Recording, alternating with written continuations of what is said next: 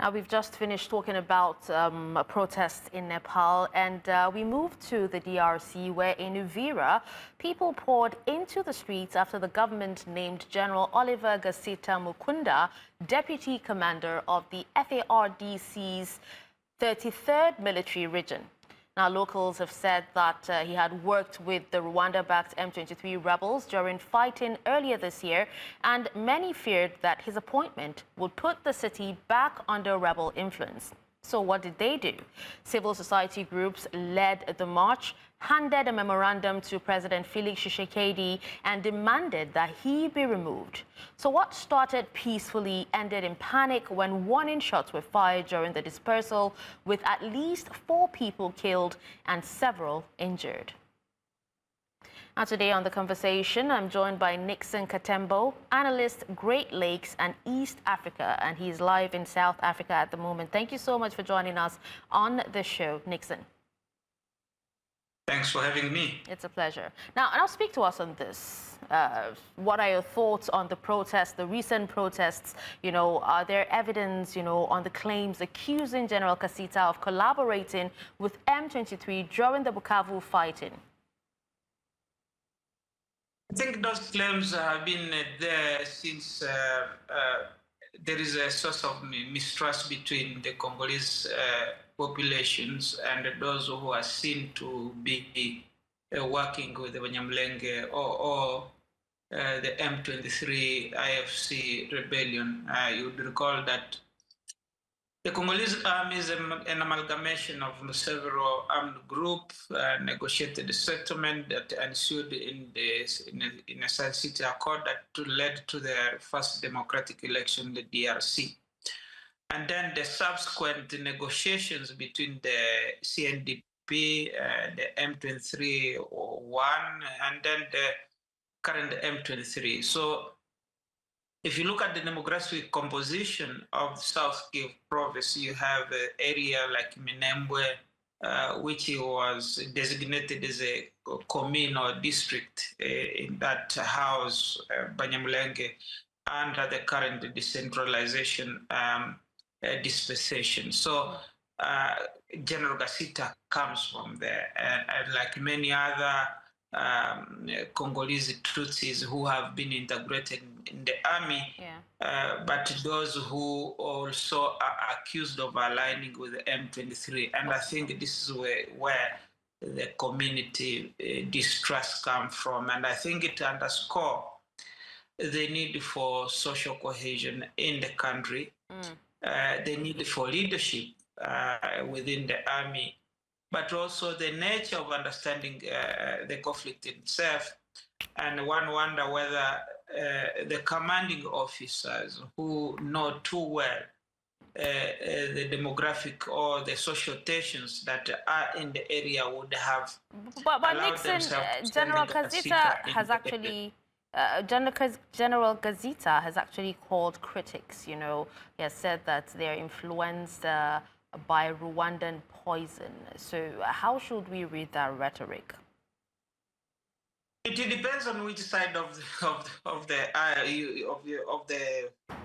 conflict you speak of. If you speak on the Kinshasa government, they will say that these are Rwandan influenced sentiment to turn the population against the central government.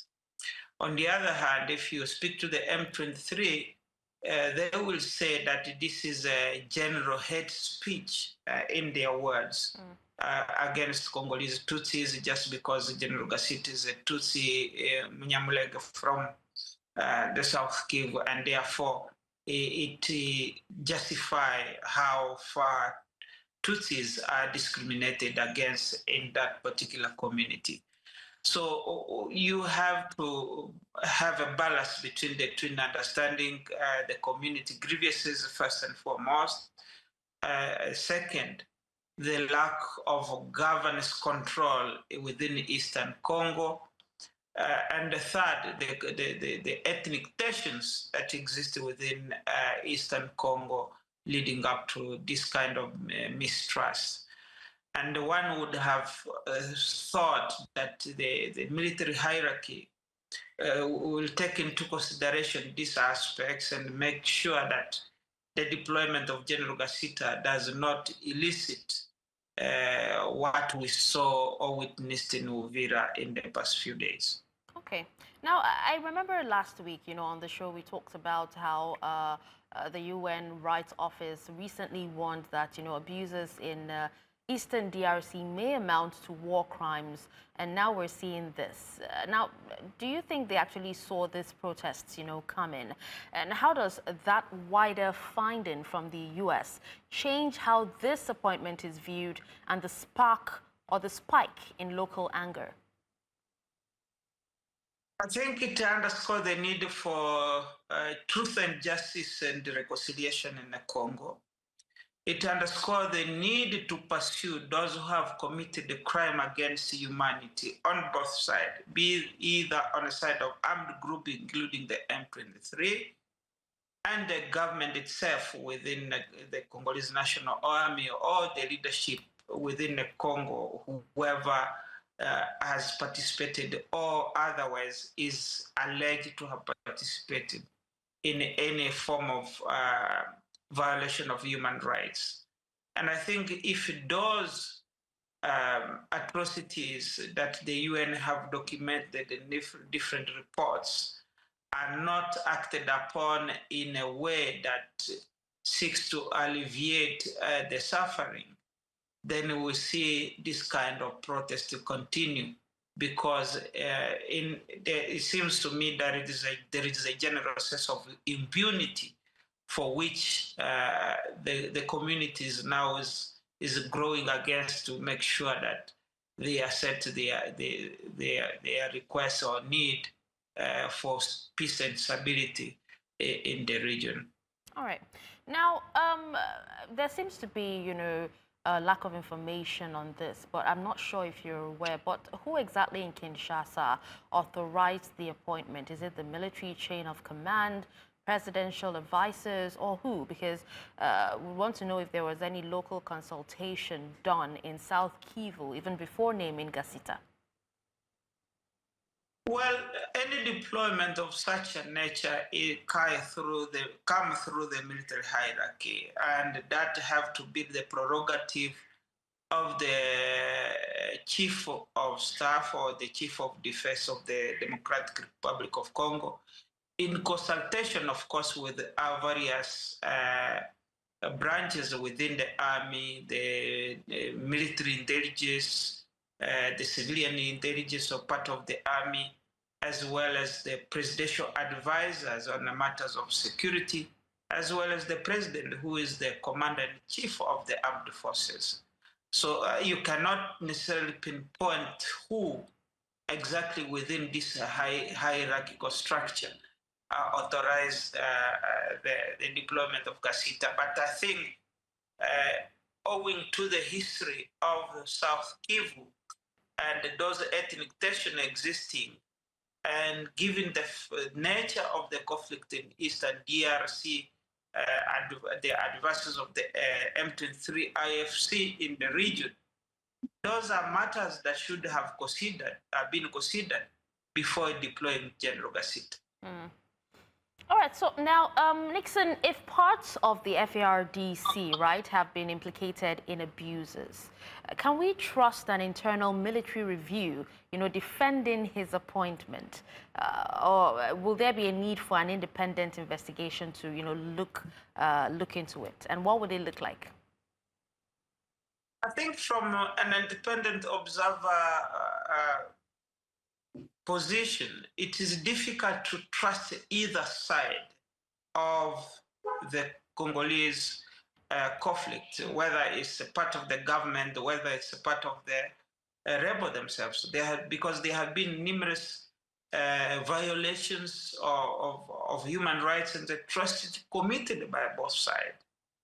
And therefore, when it comes to the chain of command, the responsibility lies on either the commanding authority, in this case, President Tshisekedi and the Chief of Armed Forces in the DRC.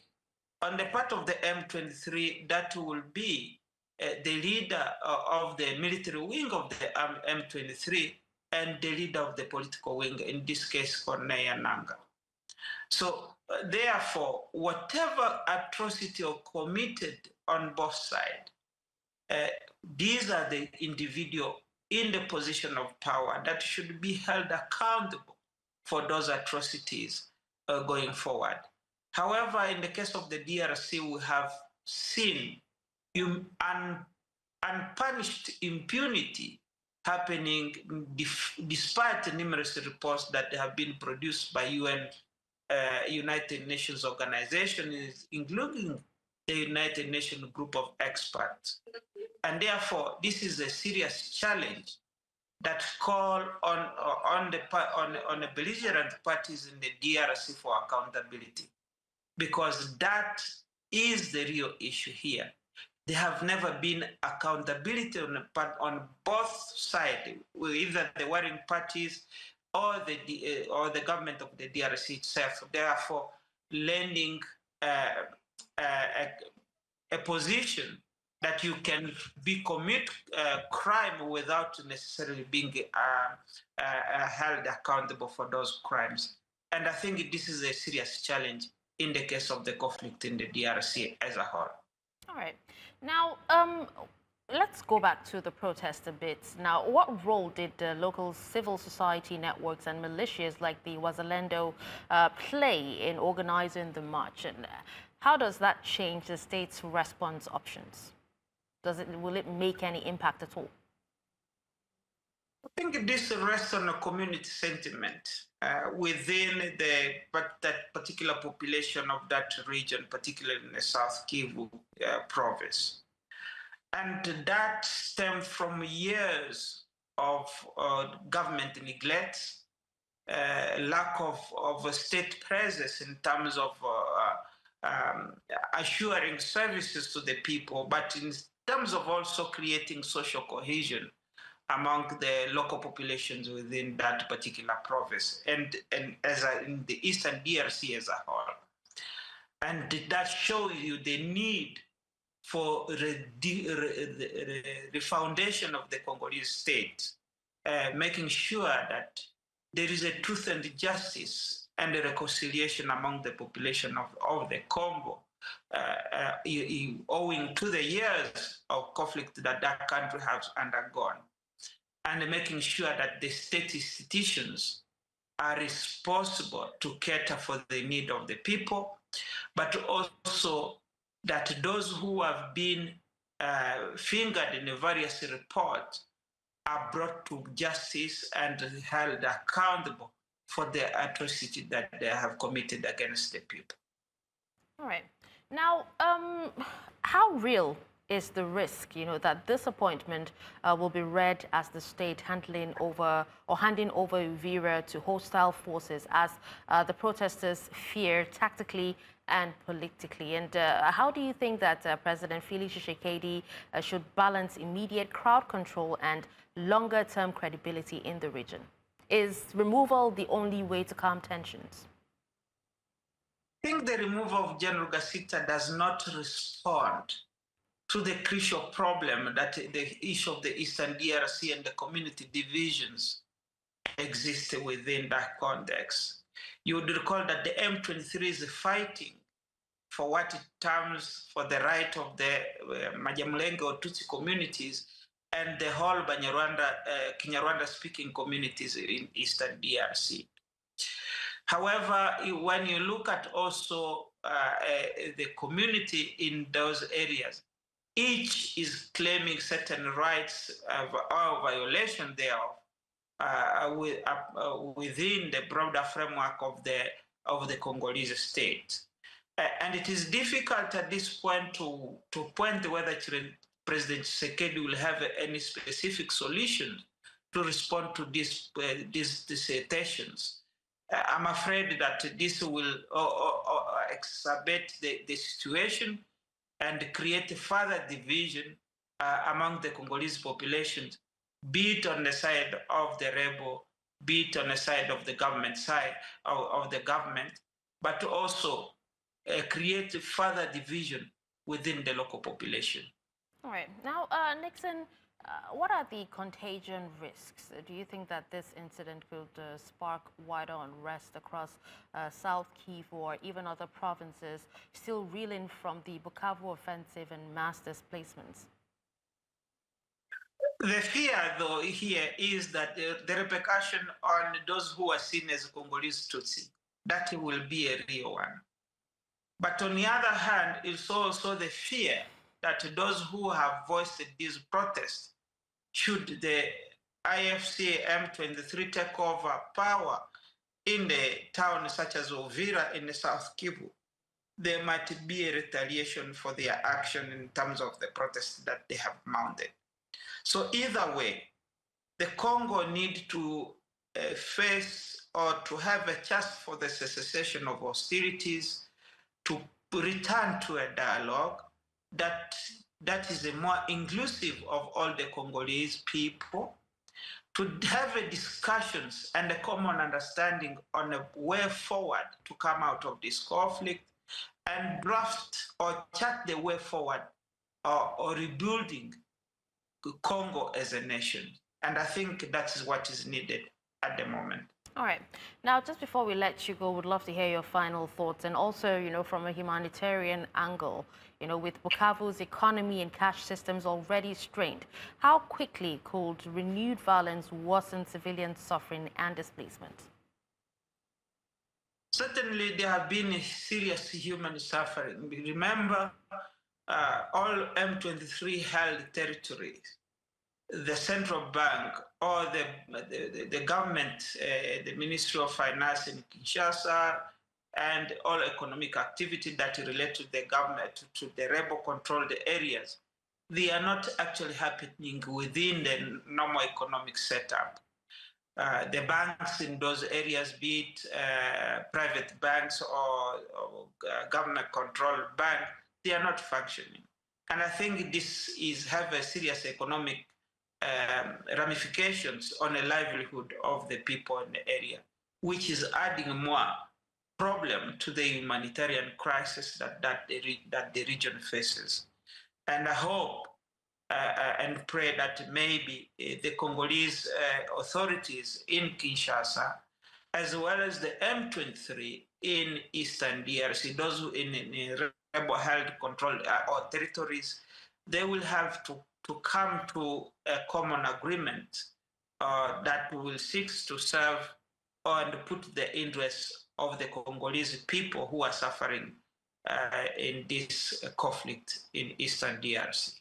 All right. Well, thank you so much, Nixon Katembo, analyst, Great Lakes and East Africa, for joining us and speaking on this.